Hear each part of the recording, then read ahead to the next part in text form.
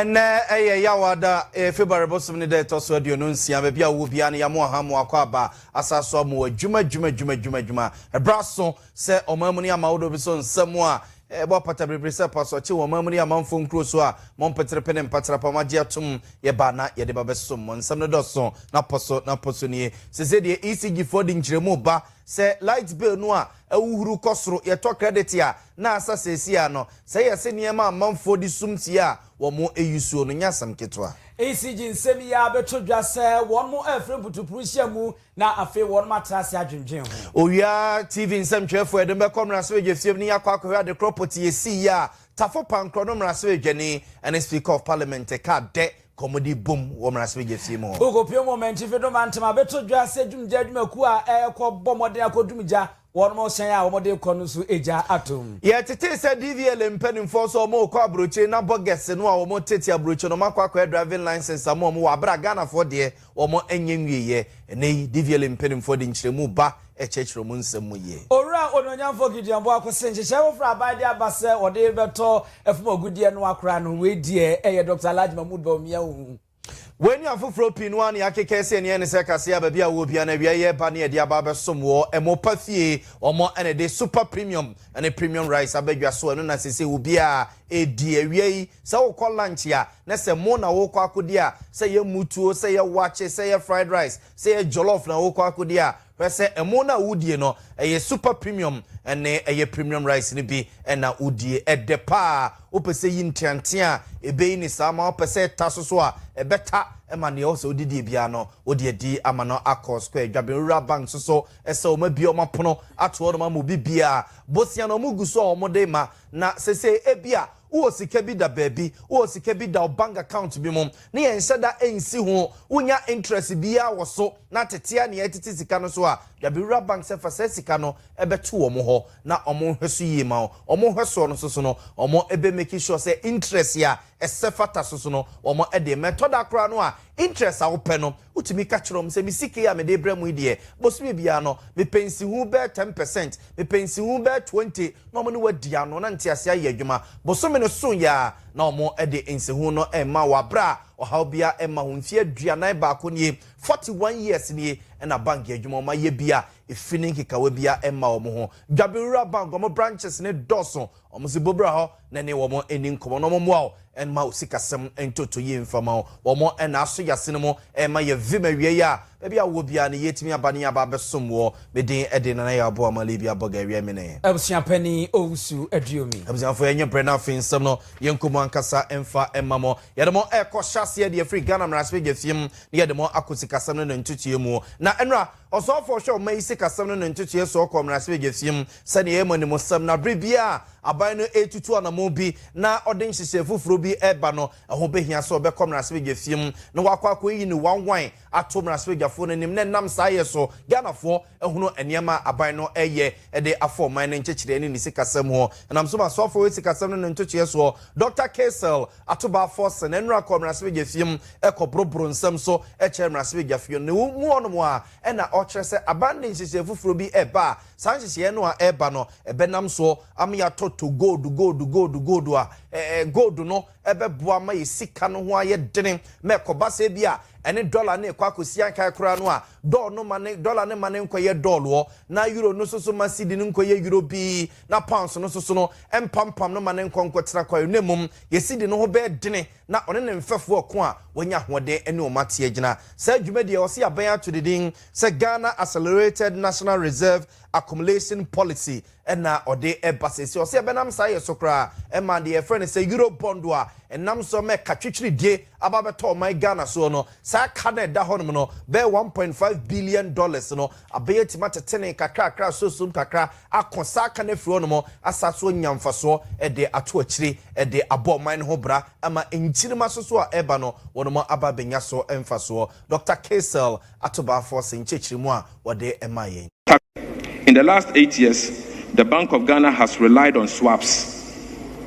sale and buybacks, and other short-term facilities to build reserves. This has been done at a very high cost. In 2022, 2023, and 2024, the Bank of Ghana accumulated reserves of about $3 billion United States dollars, $2 billion United States dollars, and $650 million United States dollars, at a cost of $615 million United States dollars, $476 million United States dollars, and $67 million United States dollars, respectively, through swaps and sale and buybacks. Between 2018 and 2021, Ghana again relied heavily on external borrowings to support reserve buildup. A total of $11 billion and $25 million United States dollars was borrowed through Eurobonds by government from the Eurobond market during the period. This came at a very high cost, ranging from 7.6% and 9.6% per annum. Mr. Speaker, the issuance of the 11 billion Eurobonds from 2018 to 2021 to support reserve buildup costed Ghana the following. In 2018, it costed Ghana 81.26 billion United States dollars. In 2019, it costed us 287.58 million United States dollars. In 2020, Ghana had to pay interest only $524.6 million United States dollars. In 2021, Ghana had to pay $740.77 million United States dollars, Mr. Speaker. And in 2022, the country had to pay in interest only $844.83 million United States dollars. In total, Mr. Speaker, Eurobond borrowed between 2018 and 2021 to support reserve buildup costed the taxpayer about 2.5 billion United Dr. Kaseɛ Latoba Force no ye mranse dwani o mranse gefima this year ewo adwumako enye nese mabato mpesua so ewo mfimfim mantemo no akro no a enesa so yesoafo a ohwe man isi kasam no ntutu yeso we ye mranra okọ mranse gefie mu a na enhisi aban ne de ba ne mo de gu akwam no okọ akoboboso akọ chichim e de ache mranse gefo no wo kire se every 2017 e de beti 2024 ye kokoto aba no abanda da na wo ho no mu a na mampani na nado dan kwa kufu ado wachima PSA be ma po ada na odi animu no na ye twate sesem nko a ena no mode o man ni sika sem efa so no ne ka ho e ma twitwiri die be ma e be mini wo man ya enei wo mo efa sa kwan bi so no makosa aka no e de every ho abusiafo ya da so wo man Ghana mra shebede fie ebra Dr. Kaseɛ atofosia oyo man foto samfo na no si ya ena ononyamfo Gideon Boako Tano North mra shebedwani enso esomu wose de ade ne dan se wamfa anto a ya na efrito Ghana accelerated accumulation policy a wo mo de aba wo mo se an wo mo ebeto gold de agu on mo sa de amuti ye ya wose wei enya de frank hu kura hia se wasa aban no sa hye dabo ho dawro ebe o man Ghana mra shebedwafie na obetuetue o man Ghana asoboa wose se orange hye ya eya bandada etwambu nana adodankwa ekufu ado afei Dr. Alhaji Mahmood Bawumia tipe so da danso na fom nyina wose ne da yeso a wode ba ya no mo friend say gold for reserve eno ana eneyi NDC buapa na wono ngoba enso ma be pedin e de atoso a wono da mu wose nka anya hwimpo no wo anya bibia mo ase a ka yenyan ebo no kro no.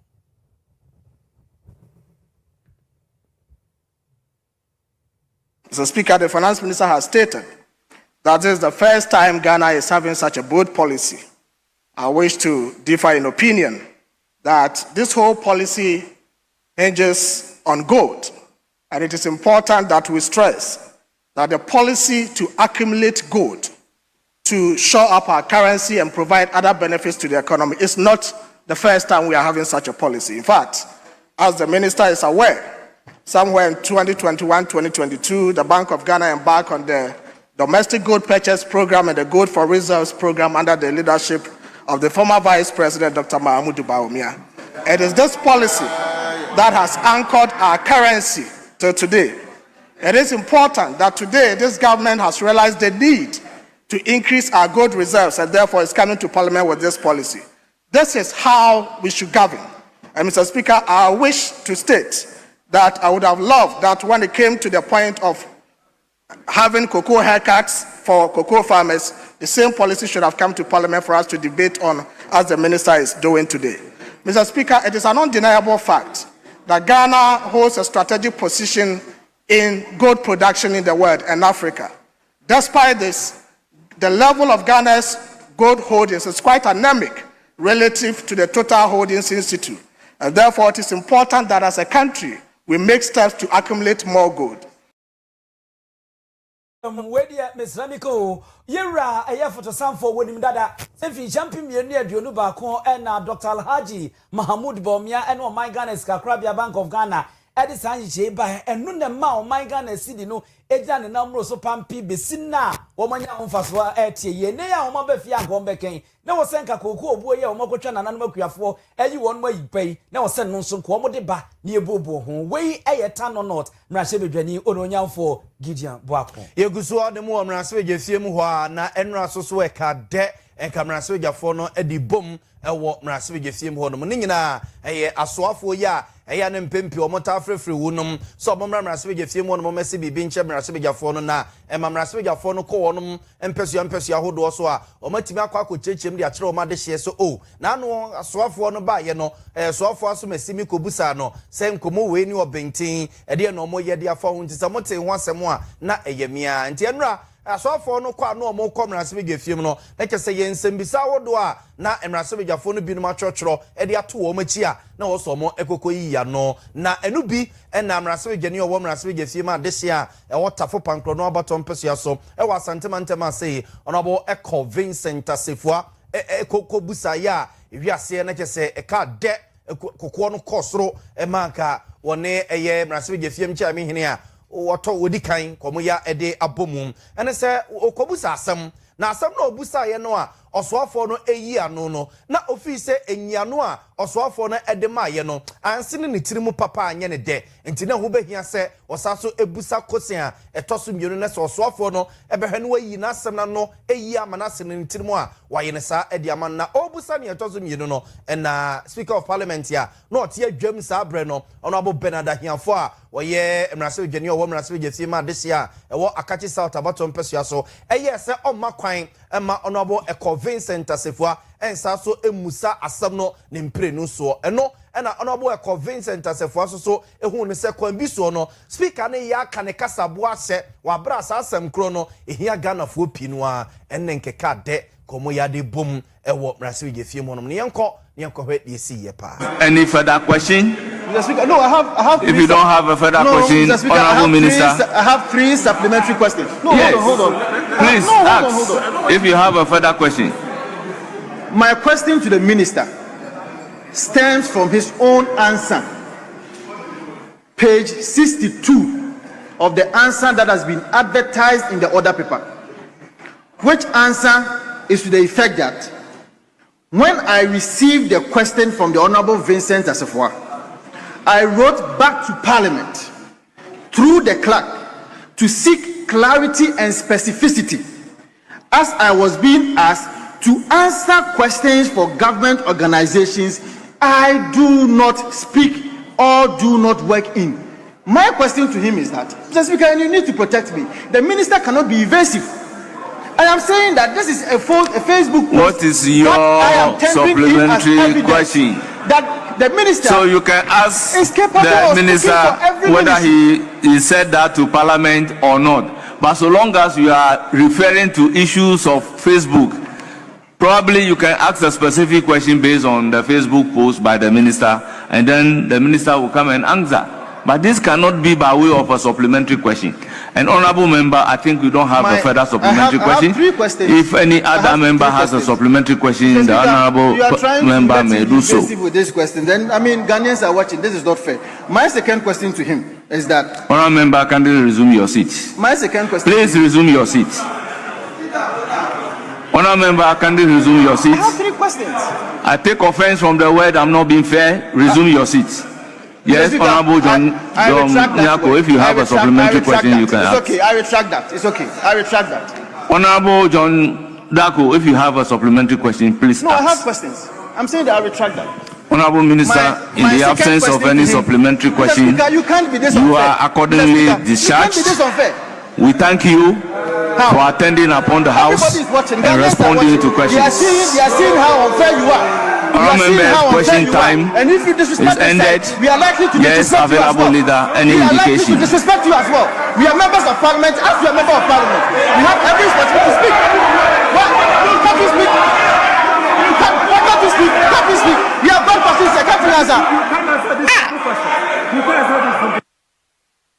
He would disrespect you if if you disrespect. No mrase dwani honorable Eco Vincent Asefua ene honorable Bernard Ahiafo mrase dwani owo mrase gefima desia ewo Akachi South abato mpesua so ono akro no a na eye mrase gefima chi amehene no de odikan ona na tie adwamanra ana asoafo na kwa akuduru ha no mo etototo wo ma no na no tutuo nim no na honorable Eco Vincent Asefua fi se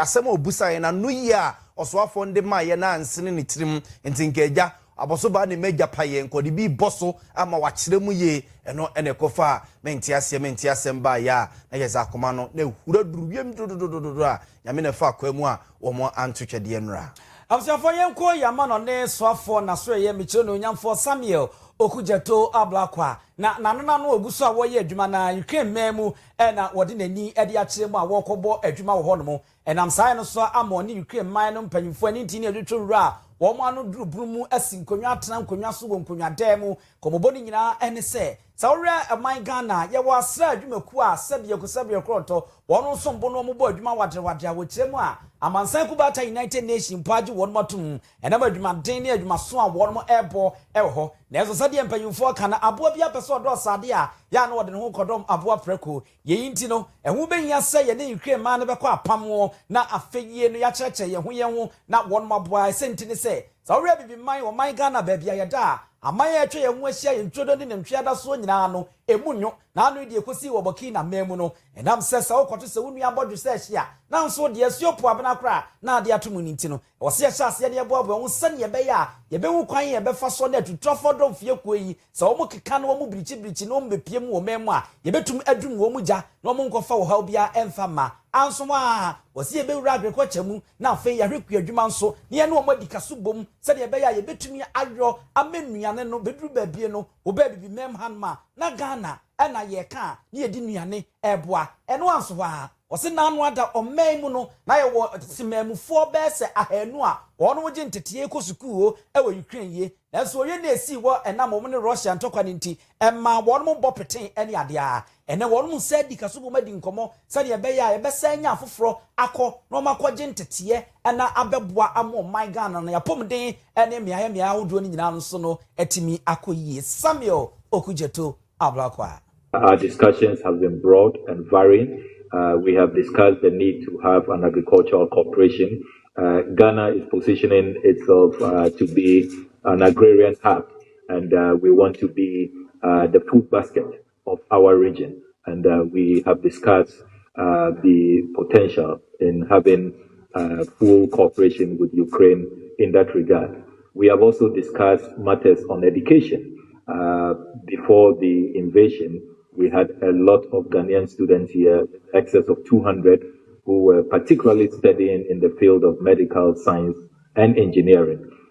Because of the invasion, a lot of them returned home and had to be reintegrated. We want to revive that educational cooperation so that we can continue to have more of our medical doctors and engineers trained here. And then we can also receive a lot of Ukrainians who want to have a different exposure, different environment. We have also strong universities, some of the best in Africa, like the University of Ghana, which ke musa ne be ya Ghana fo betimi akwa gintetie no yesu ye bie ye pon de ato no mo e de ama ye nua no mo Ukraine wo mo pensa kiraye e wa setere mu nso so betimi aba sanse ye wo suapon akuku dam e wa han mo nso betimi aba gintetie wa han mo Samuel Okujeto Ablakwa yemfamo mfro no abo Samuel Okujeto Ablakwa nsensemi ho na afi yemfamo enwurakuayom enkokoko bo ananu ade beto dwa se abaye hwehwan so a preko 11 million 1000 wine ene wate ade free so akoko akuafo mokoko se tie nie no na owura Musa Dankwa pene kwanchefa oda Global Info Analytics ya no wakwakọ yemfifi mu mo ne Ghana ma de hie bia di nkomo wo kuro yi ni ntrodo ne ntwi asaso ebusebisa wonum sa nyembia na anu ada koko bo foforo a aban di aba betu dwai Ghana fo so musenie titiri ni ye na nanu akuafo a eya na motempenten kwate ahesuo chese na dwede suo ma no potututu komafum eja madam mo ankwa yebu adai mo no muso musenie eno na owura musa dankwa kire se saa ne mfifi mu we ya waye ne nkomo a one Ghana fo adie no wose so nsuro no woka Ghana fo dodo no a be ohamu nchichemu aduonum ensia eye 56% ena aso mo bodwoso se bebi aduro no de hunya se aban no etete koko boso de ebegina baabi a eginan samaka ase ne so abanda da ne penso mampani dada woko ye mampani na nado dankwa kufu ado ochima pse be ma bo da ne penso ototo koko no mu a ede kogina be 3100 na chese 31 million eno de ekoko gina mampani a wabasa bre John Dramani Mahama Gonja de Sekonkra watija tangma so prosoro wedie esoso ede 500 Ghana cedis ebe piso e ma ne ko 36 million nje ko 36 million ne de na chese kokko akuafo wo se ye atadwufo wa o mate de na bodega champagne kantamanto pada na no mututu a na chese o mansusuo da se mpokra no se kokko bo foforo bi ebe bakra no a enkoye nteso ebe yantumu anase ebia ebegina baabi a egina no a wo manka bia nhyem wo ma ekote se aban atete kokko boso e de free 36 million no e de aba begina eye 25 million sese no e na sani amanfo si kasa ho ebi bodua bi didi atemo ho no Musa Dankwa ne Ghana fo dodo no a e didi nkoma wo kire so de ne nsa du esi ne kokoso aka ma wiase nyina ate se kokko bo de Ghana fo bebre no a ebojo so obi afo so se wo sa ban no etete so a report, we put out a summary. The sample size of 7,500 were shared according to the number of voters in each region. So it is proportional as we've always been doing. Now, what we've done is to disaggregate the data into those who are cocoa farmers. 14% of the sample were cocoa farmers. 20% were family members of cocoa farmers. And 25% were friends of cocoa farmers. Only 41% did not have anything to do with cocoa farming. So if you look at it, about 59% of the respondents had something to do with cocoa farming. We can look at data from cocoa farming areas, look at the regional data, and you can see how many were kind of respondents were engaged in each region if you apply the numbers. No, we do this from time to time. When there are issues of national importance, we've done that with EC bosses some months back. We did that for the CJ. So when there are issues that are emerging, we tend to test the voters to see what their responses are. Indeed, in this survey, we also covered the decision by CJ not to press ahead with the process to remove the EC boss and the deputy, and also of the OSP. So we didn't just go there.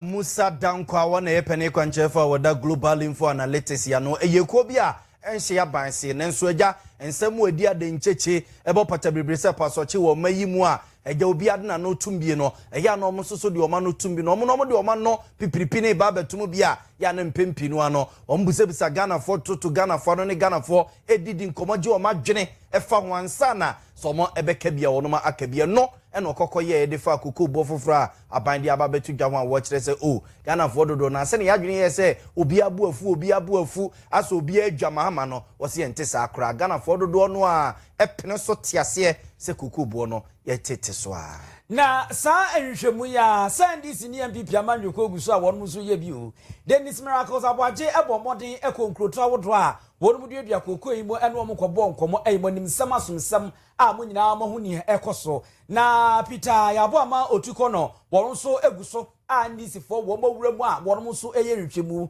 na o makopie bebi eno nanananom akuafo ade to wo monim se won kwasem nie se okasa akuafo atwa mo ahia won bodwo ebo ne nteso a wo mateso na otwa atro won bonyeso na ono amanyofo ankasa na nkasa no mo nche na nyi wo muni se MPP o se NDC ye ebu ama wo ba ye wo be kan de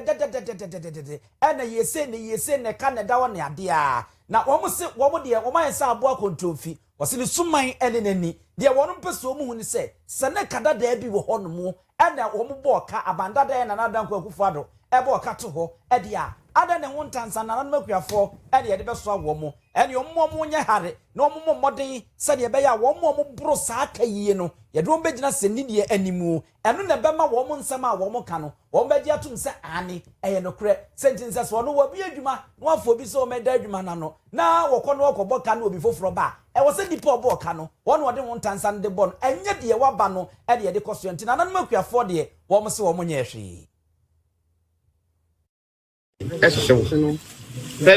we can head of cray. So we can head of cray. Name Mprempre idea. Midrago Quakiafo in our name. Nameka say, Abanda and Wamoka. And son, a young Yabajatum Sabine the Boka. Ain't in Abanesano. She's a match.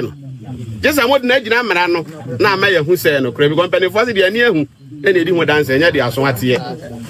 Honorable. In Tiampana, as my parents or Ben and Pat. The castle can be a yeti. Ni hu so odakuafo pa wo de won goto dwani ane de ni shedan na papa ni nkomo se wo ba woman no good na kuafo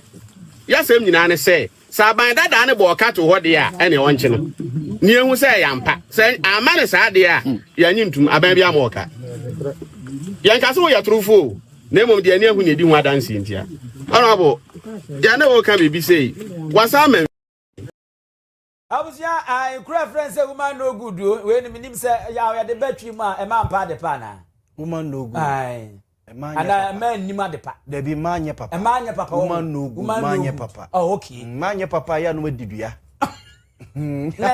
ya no afre nua no na de na nso besi na woman no good o bro say woman no good na sasa be kwate ya kwa ntwe nyim nansa ai fra mo bo no nyina ai ba ku bi nso e wa ha wo se ye fre no kotie mu ana ende e be kuma se ya e wo he oh mi re fi bia na wo ye nchen ya kotie mu ana na ni mampamje dabi e wo bo ase mampampa ne twe e wo bo ase sa and the first time I meet you ya ko hwe sa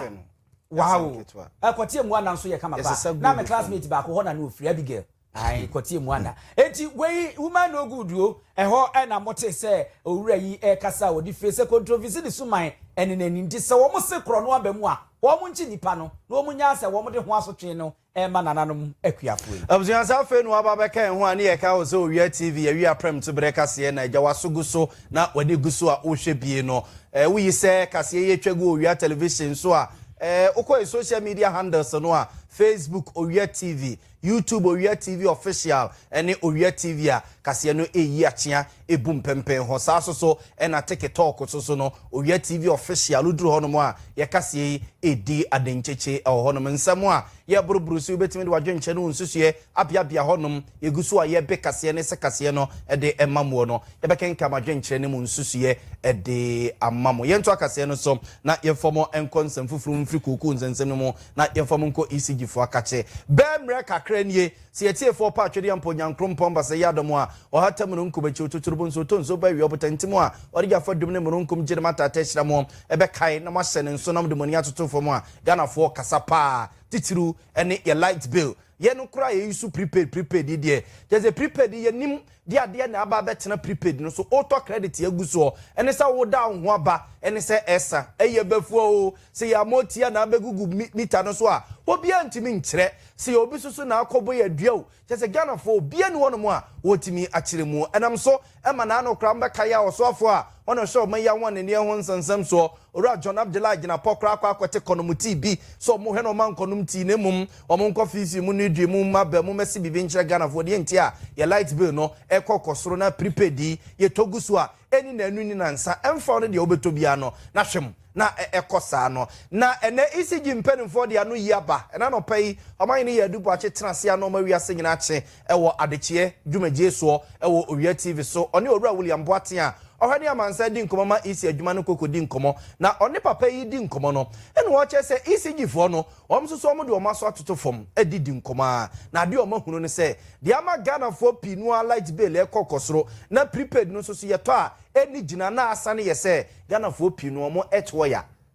etwoya ne nye oye baako benfie dunie wonye bio eno so ma light bill ne kosoro pa biam so so bewuro obi dem kwabrane eni e free sini dem no chense wa bie mo kire dem ho se bagaya ene si dem ho no mo a niam nyina bi gum eno so ekun ye pa eno si TV TV boy na yire ne dem sengire wurumo TV ebomu no sa TV no so nkane a etwe na enya asenketo no se enne so no nipa aba ya akwadwofo he se yekosua kra no wochi a yesi bibi de air fryer wato bi esi ne dem eno ode beche kosua no se yenkwan kra no wo ya yesi se omofre bibi se rice cooker he omo de ya benkwa nyina dem ho yosi ni nyina ka wo bi ena menne amanfo sori na yan yeto prepared ya nasa yeto prepared ya nasa na zubewura ne dem ho no bibia bi ewo dem ho no ma ne nyina asoso no eyenkane akro ya ena ode ye adwuma ora William Boaten I said you can say uto more electrical appliances ko kan ya wo fi ho na wo rusu a e ma electricity bill etumi koso and e be koso e san say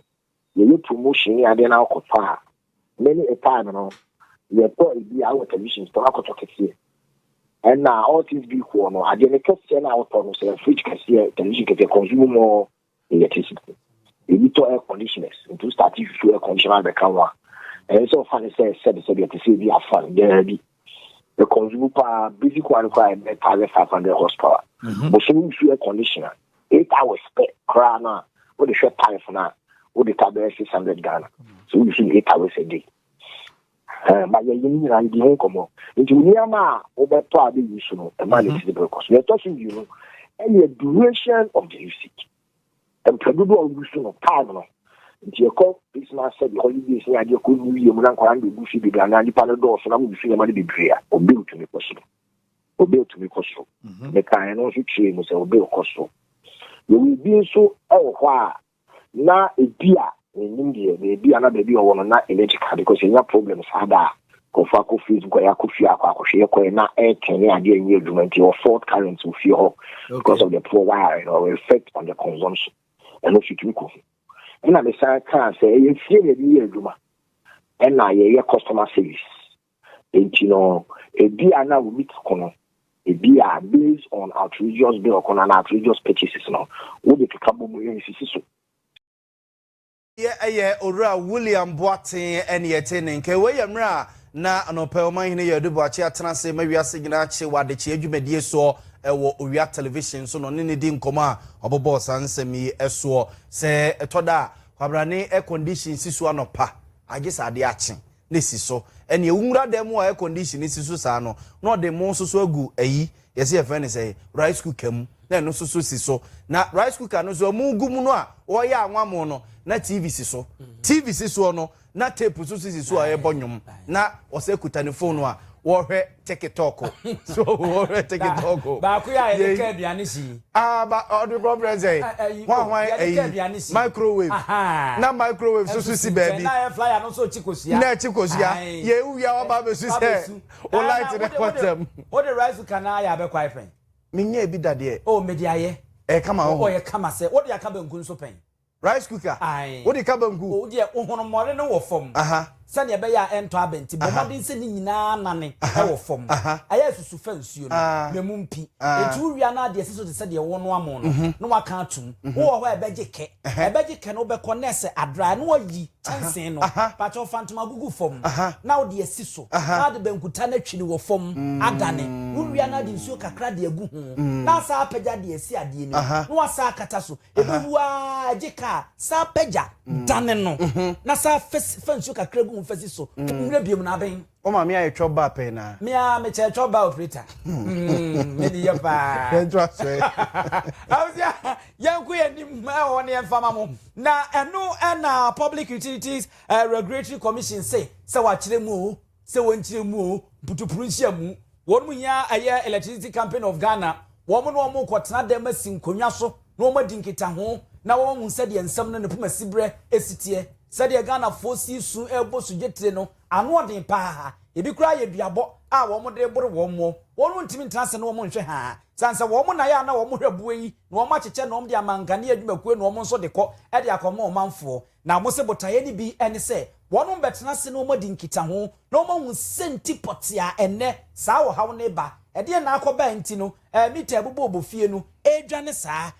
wasan sacha ye di ba animanimu ya ede ne wo so mo ye de fa mita no ho ebinom asese ye dada wo so mo ye nsacha ye wo mu ana ni nyina afi wonum pese ECG ankasa eba betena wonum anim na afi wonum ke wonum hawo wonum be ne die ni wonum atepoi ede nyina ede kire wonum na wonum hu na ansa na no kra no wonum hye ECG adwumakuo no se animanimu ya wonum hyase no mu nto anamon se de be ya wo hawo ede abenedie ni atepoi ya ebei wonum be no poma sibre na wonum hu ansa kra na wonum nhye mudie na aba ama afi eno so wonum to adwen esuesu adwen no ma hu kwan papa wonum be fa so ama omanfo asese ye ho kire ye no no eto atini atwa ewo ehonom ya yenko yenim ewo honom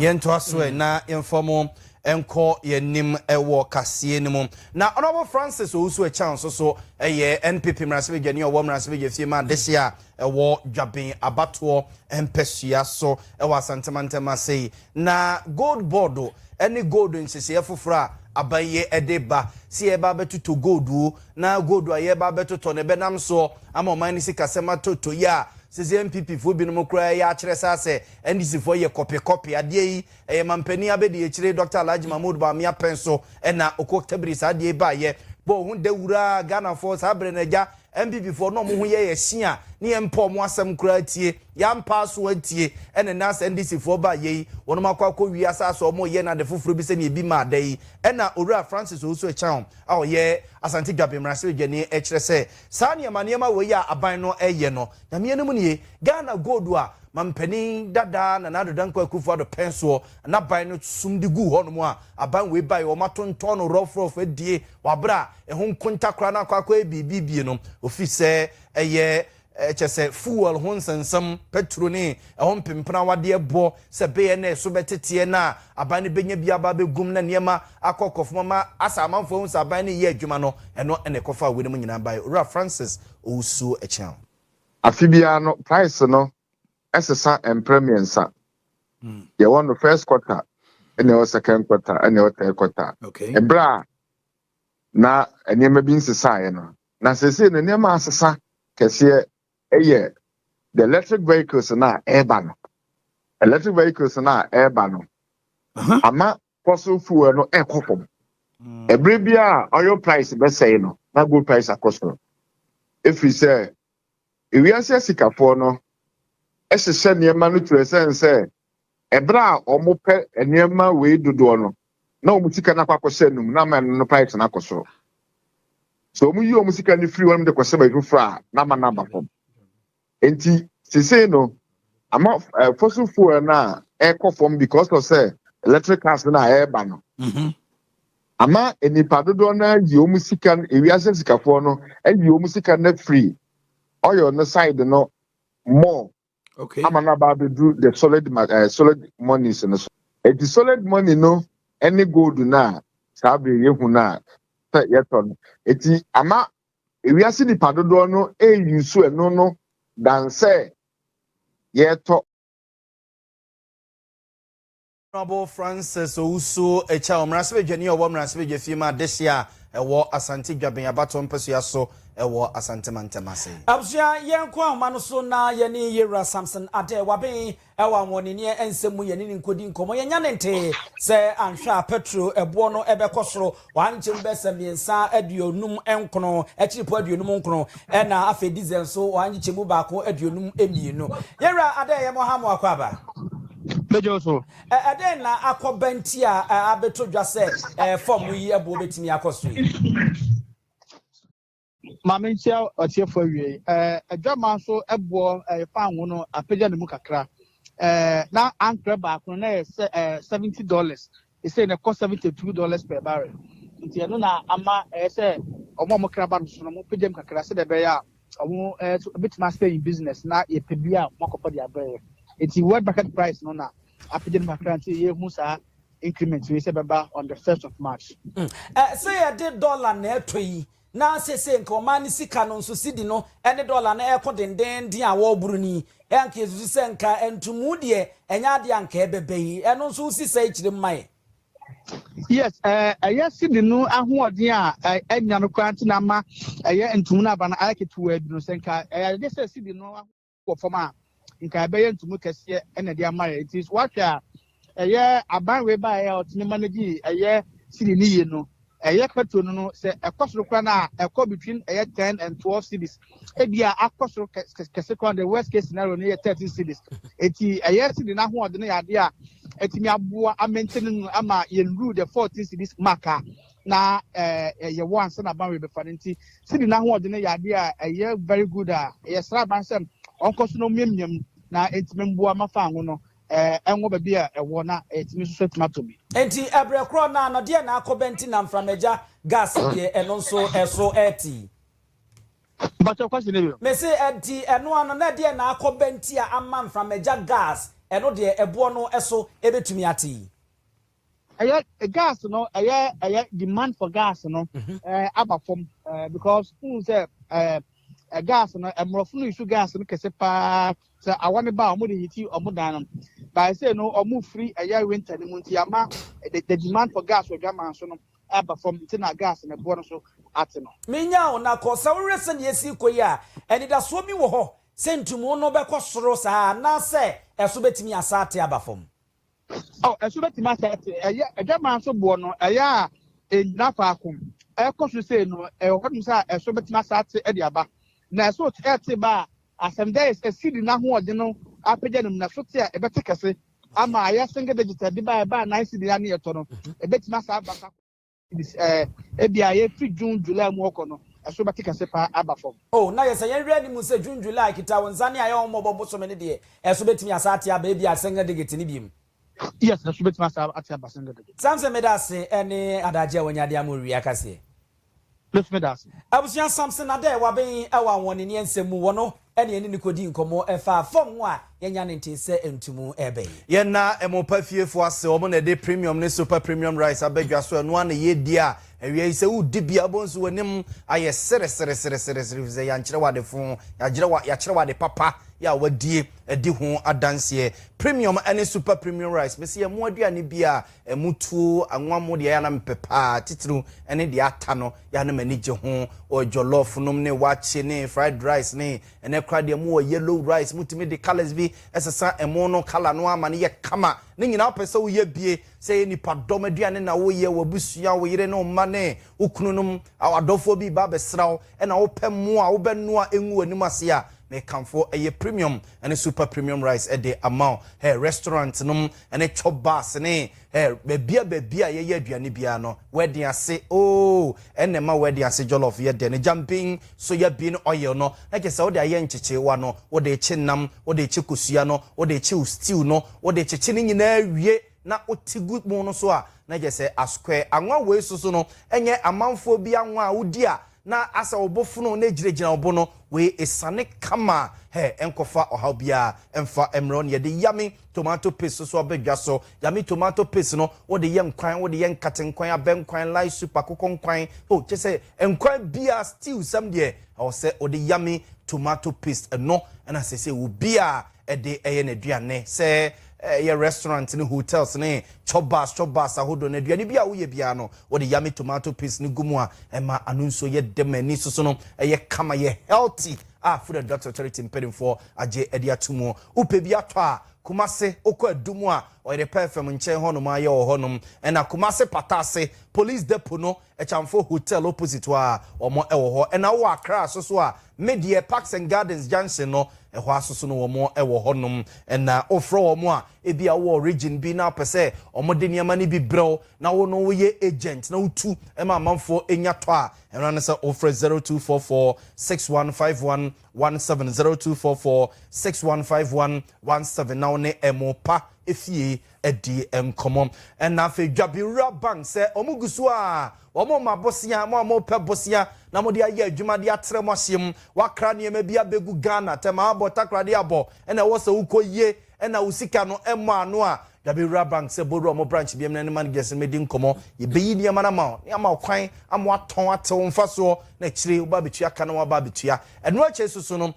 wo sika bi da baabi na unhunu de wodi ye bia bank ye da ho no omo tete da bia ye tew wabra ye ma interest bia Dwabewura bank se fabra na fa beto ye shares ni bi na ososo no yesese omo Dwabewura bank eye omo de a waba beka ho afeso ne ye adwuma Dwabewura bank so de afi bia ne wono omo ye adwuma omo enya mfaso yesese bagrafo na ya momo emfaso a omo also munya bebrebe na se what they essen na se bia fixed deposit sembi so ho na apesa wo ya ope bank ya mfie aduanan ba ko 41 years nie omo edi omo huni o bank adwuma mu a usa Dwabewura bank wa wunya bank bia fixed deposit ani sikasam de fa nyina ebeda omo madache entinom susu na apesa woto a na nyina Dwabewura bank se omo branches no edoso Ghana fa na nyina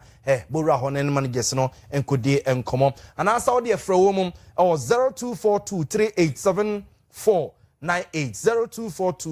0242387498 0242387498 nani womo eni enkomo bebi a womo ewo bia ebusia yento akase no so emamo na DVL mpanimfo aso ayese papa na nyina ye nsem bia ababeto begasre de se ezi DVL mpanimfo se so mo ne makọ America no mo akọ Canada no mo akọ Germany ne so mo akọ Holland no ne ade akọ driving license ya ma Ghana fu egu honom na ye na yete ase no a driving license ni ye pebie no omaja ye de na gu ade ye ne ni dollar ye ni euro eni ni pounds wo nti omo se so mo ne ma koye bogus ne de ama wo mu na ekirei omu wie ne so mbeba wono mo aba be ye de e de ama na nya bia boga no a okwa driving license ama no wo Germany eni America honom no driving license no de ba o de twika no wo Ghana ha nya America no wote enti so nya driving license ya nya America de no wotim wo so mo ye bie ma no na wo DVL la wote Ghana no wo no efa ho bei opening port da DVL la no ena na no koyi nika na no oba Kumasi a obie DVL office wo Kumasi Bantama ena na no kodi yi nka na amanfo di adi na tam enya asanketo ne yenkoti owura no se de osika ne nsem fa ye na afi nchirimu omode ba no yenkoti DVL staff, you are traveling overseas to go and provide services in 5 countries outside the US, Canada, Netherlands, UK and Germany. I can see you are smiling. I will add you, don't worry. So that is the service we are going to provide. We've gotten approval by the Ministry of Foreign Affairs, and this is what we are going to do for our Ghanaians staying abroad. They don't need to come down to come and renew their 1-year license which has expired. They will be there and we'll be doing it for them. We'll provide all licensing issues over there for them without vehicle registration. Some of you Ora Julius Nikwe Nati one epene kwanje for that driver and vehicle licensing authority HNHF is a DVL ano and ana ocheche sansem we yamra no abakumasi abonten so bantama Kumasi Kukuru and so Bantama ne penny na obi DVL office for Frano o Kumasi Bantama and na Okoka Sansemina. Said the amanfo asie dinner temunti no omodi nchirimu aba omosi da bi amanfo nya abotre enye se bi a DVL fo jai driving license ya also mde Ghana for e Ghana ha sei na to amoma se so omne ma kotrent na burochiri wo se da bi entisa na de omo ye ne se bogus ni bebre wo hono mu a omo tete aburochiri ho bebre na ba omo wo cars e wa agapade e wa ha wo ba osaso ba betwi na ubu onu ma omeduro no na ne license yawu anase bi kura no a watoka no na opeso de ba ne license semunti no na ase ne bada kwakwa ne den ne no na omodwene hu sie se omne atena ya ehwe omaye ni ama wodo nkita wudie won sensem so mecha foreign affairs ministry no edidi nkomo na nkomo na omadi asie no anya se DVL fo no gya omadwuma se so omne ma akotena brochire na mom foreign affairs Ghana ambassador fo no a omo wa brochire no na oma krache fo omo no omo ye adwuma ho honom no ombe hyase ama omo nteteye so hu ama omo hunu DVL adwuma na ni so ejisem ye ya abo ama na nyankopon ye madom na mikoduru America na me pese me sa ba Ghana na me hwa busunya mu anim bro mo kakra mo de tofufuo dia na me ba na me de me Land Cruiser na ba so hu na chese no license ne se wu a eno ane se me ko America na embassy a wono ma hwe na mo ayode ama me wabra enko ekasa tintin bia nti omo sra manfo se we di adwobre o se ne mo se di o matem no akọ omo de mpa na nye se bi omo jaga na adwuma no akọ akọ gesi omo tete abrochire de ne mum yese ombema embazi fo no omo adwuma fo no omo ye adwuma na entete na omo aye gesi ne de ede ama wo mu da be na abeko US no nyame ya adoma se me nka njo na do be yi akọ akọ medim efo embazi wo unu na odi ni ya abo ama mi aye ni ya abo ama ara de so na yengremu ewo egmesia asofo aseye na yekọ na sofo abedi eche ononyamfo Dr. Clement Abbas Apak na wa park the bus no e de awura eje ntoso suku mu ani amon nsem asese de asore na eji nhini ewo ntoso suku mu eno no de atodwa se da bi o 1% asosuku no eye akono emudwo na omanfo anase asuafo wo no won masumdwu wo mo achechefo asumdwu wo mo obi a obo amasuku kopsu bia no na sumdwu no na emasuku mu no ye kama emofra ni bebre eni abre a adisuenti no mo ba ise won mo ba besua de nanso ka kra bi ewo mu no eni amon sam no won maso won mechi ene won nam a won mpese asumdwe beba eno no nso won mo ntenase emankate bone ba akopɛ emefra bese biasa na nkonkose no eno nti wahye no de atodwa se wo bɛyɛ niamɔ hu nsɛm bia no de ene emra no so mu a won bɛhwɛ amemra no nso de wafa emra kwan so de siye akora ba ko edisi kan ewo no nyanko ena mmemu amienu yese omo nso kɔto hye abayo ba ko so omo nyina nso ya kye won nti omo no emra no edi na se kura akra ha yi West African Secondary School mmemu ami so amokoye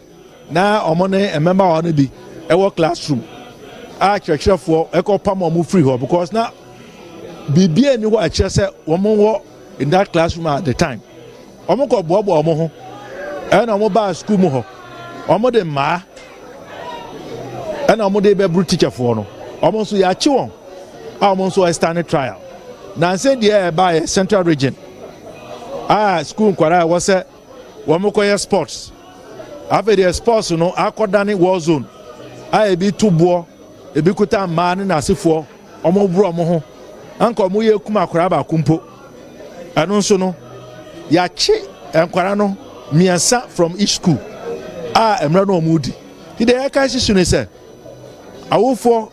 omuntu omomanofo na ya ma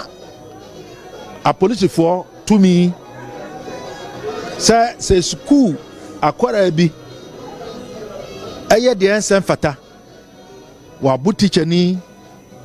anase omo akọ sports omo akọkọ na se echiwa enya wo school kọ no nkwa na esu betwa ba wo bekọ akodam eye osofo abedi eche ori enwumesia ensem so no nyamfo Clement Abbas Apak da fe yamfomo enko abefo contemporary de kwan so enne eje ntere ha je mpataku wo mamu ne yefre no information communication technology na no ada na aba betodwa se aban ahye eye National Communication Authority yefre ne se NCA wo mo na eje ba no network omoma yetimi ka hello eka love hu nsam mo phone so a omadama na me yetimi di nkomowo ene ade se enene kire ya omo enyomo ntutu yeye na abro so a yenwa 2027 mu de na Ghana de efre se 5G no na agentre ha ewo mayimu a eye adwuma ema obi a ene oka ene lo no soso na aduro eye befo na gese hello eho asem ne yeken na enumuo ena mpenimfo echese 2027 no na twedi amponyankrompon ohwane enane eja ede ebegu asase so a ama Ghana kwa menkroma Ghana me no mienu Ghana ye de ye ho ede frequency kokko nsam wo no na omayi enyamfie edioson 70 years na ye 70th anniversary no a ye bedie so oman Ghana no aban ehwani mu se enu ho de na saa 5G ya ukwa mama ye tutumponi ade so a ahyase ye adwuma wo honom no na oman mu soso no ye de ahyase ye adwuma abroso kra no ene Ghana uchemu ha mu nchechemu be se edioson a ufa na je se internet no eye adwuma ntem so pa ne no ena nke ye kwa oma no so ene opani kojo cheye amuakon akwakode enkomo wo ho oyobia wabene ye pa ye ni kan koti honorable Sam George Mra ye ni kan koti honorable Sam George Mra na ochichirim na ban niema omode gu akomu a omogidi wa rehemu se enu 2027 no na yedru saa ebia. Our vision is to achieve our vision is to achieve 70% 5G population density coverage by the 70th independence and celebration of our beloved nation next year. And so the work is cut out for the regulator. You have barely a year to roll out 5G using both the wholesale model and network-led operations and achieve 70% coverage in terms of population density, not geographical. Population density, 70% by the time Ghana is celebrating its 70th anniversary on the 6th of March next year. This will demand rapid deployment, infrastructure expansion, and considerate capital injection into the sector. It is a steep aspiration,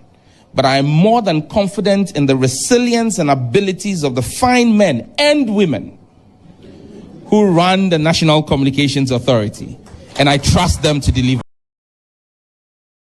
Go pram raswe geni honorable Sam Nate George na yetene nka no ono akora na saso ye soafo a omaye communication ne technology and innovation ho nsensem digital no ohweso na ochichim na nanke ye penchiremu aboso ba ne magya paye nti no nanke ye penchiremu ewo ho a nanke ye watwene mu se ye ne owura kojo cheyi amwako a wabeni ye ewo abefo ne mai ho akwakode ho nkoma busasa nyem bia ohoye MTN ye Airtel Tigo ne ye Telecel fo ya bi omo kirechire call kura ne ya na ho den edema ye 5G no wo betima ye si ye de afe eye niam no betima ye am ye timanya na egusu atoato ahoma ye nyowura kodwoche ya ye ne bedi nkomo sabrede ye nto aso nko ye ne amso ye fie ni enchiremu ewo saplegu na ukopiem a ewo tamali ne ntrodo ne ntwiada so na ni nyina yedumje adwumaku ewo no omunya nente se wo hawasi eja to ho no mo eno ntine wo se wo mutumi katenten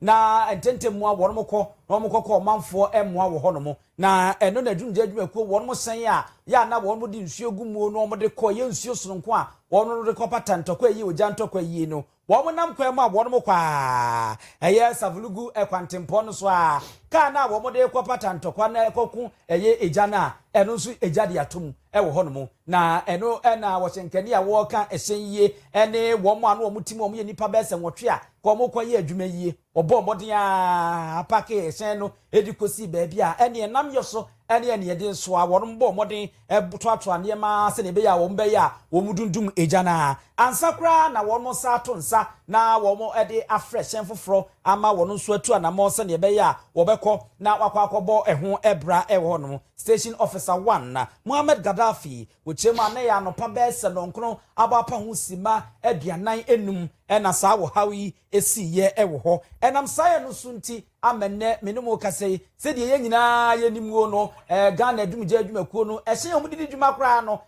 ho ka no ensam ye kenapa ena we nso akwa sei wo hoi so om se ene wokọ saa eye esemu mantifi emantem ho no mo a wo hawa wo mu ehia ewodumje adwumakuo a hyen a wo mu nyamfa ni dwuma na we yakọ ne de ene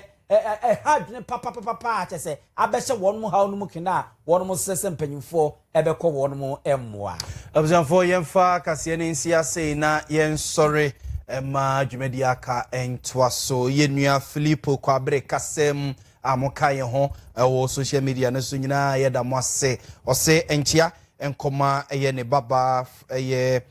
Frimpong manso echa Phyllis ne maame Auntie Maria owo eye Jeniso eye Filippo Kwabre kasem ene yenua no amoka ye ho wo Facebook ne social media no so no ye da mo ase ye kase ne siaseda enkoma ye semufo pani ye Asante ebo Benedict Kukua ya akosia somwa ya Grace nom ene boy chidoma wi be bia wo bia no etimi ba ye eba besomwo ba de wekesia yesoso ye besomwo wi na ya bo amale bia boga wi mene abusua pani owusu adiomi